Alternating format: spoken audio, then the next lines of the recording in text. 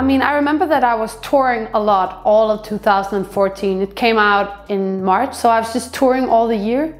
And then by the end of the year, we were finishing Lean On with Major Lazer. And then in the beginning of the year, actually more or less exactly a year after No Mythologies to Follow, Lean On came out, and then completely changed my life. Because Lean On was such a big hit, and you know, I was coming from being a up and coming indie pop artist, you know, and then all of a sudden all over the globe they were singing along with the song, so it was just like a complete wow, what?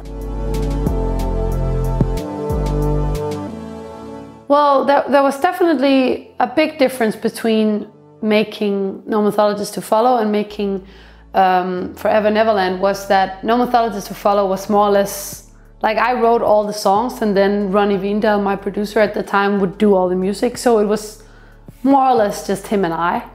And with Forever Neverland, it's been like a process, like a very long process. And I've been working with a lot of different producers and songwriters, like tons of different kind of sounds and directions. And then in the end, I sat down with my executive producer, Stint, and we together made kind of like the whole thing feel cohesive and one thing. But so a lot of people have kind of been involved in the process of it. So it's very different than the first.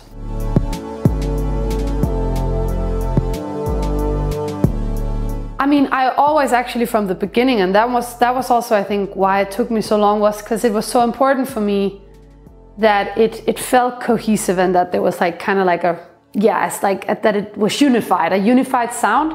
But at the same time, I really wanted to make a pop record. I didn't want to make another indie record, I guess. Like I wanted to have that kind of modern pop sound, but still be personal, but also still be different. So it took a little while to get there. I think it's because Purple Like the Summer Rain, it has this, you know, it starts with this kind of like dreamy guitar, kind of Hawaii, you know, like the,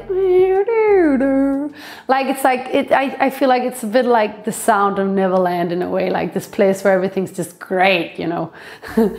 And I think the lyrics in that song is very much feeling like you've made it, but at the same time also realizing that what is such thing as having made it, you know? Does that make you more happy? And isn't it just like a hollow feeling? And well, you know what, this feeling of like being in Los Angeles and, you know, people talk about you and you're feeling like, woo, but it's like, fuck, is this happiness? I don't know, but I'm just gonna pretend. I don't even wanna think about it right now. I'm just gonna pretend that everything's amazing, you know?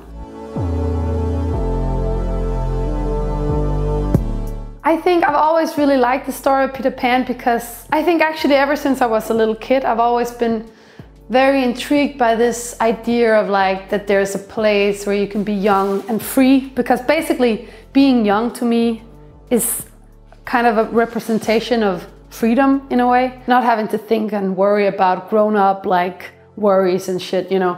And so I think I've always been intrigued by Peter Pan and this whole, oh, the Lost Boys, we go to this place, like, fuck the grown-ups, bye, you know. And then I thought it was,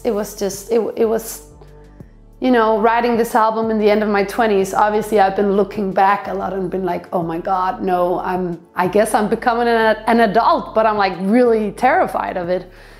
So I thought it was fitted to call the album Forever Neverland, forever escapism.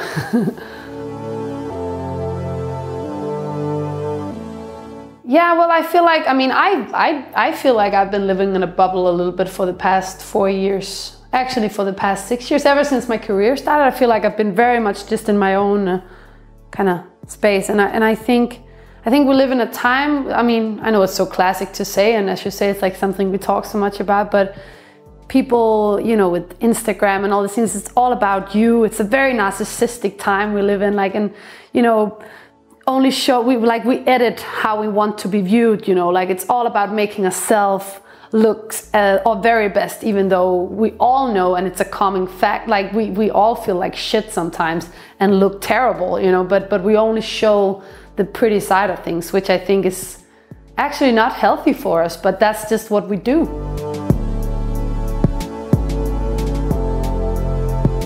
I've always been a huge fan of his work. Like I was a major Laser fan.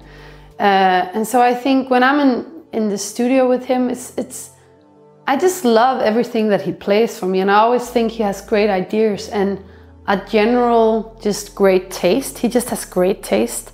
And I love that he's always moving and like new projects and working with new artists and like established artists and like globally, like all these different kind of ideas and sounds and people. And I think that's a very modern and very moving forward kind of way of thinking. And I think that's super inspiring, and it's inspiring to be around that energy.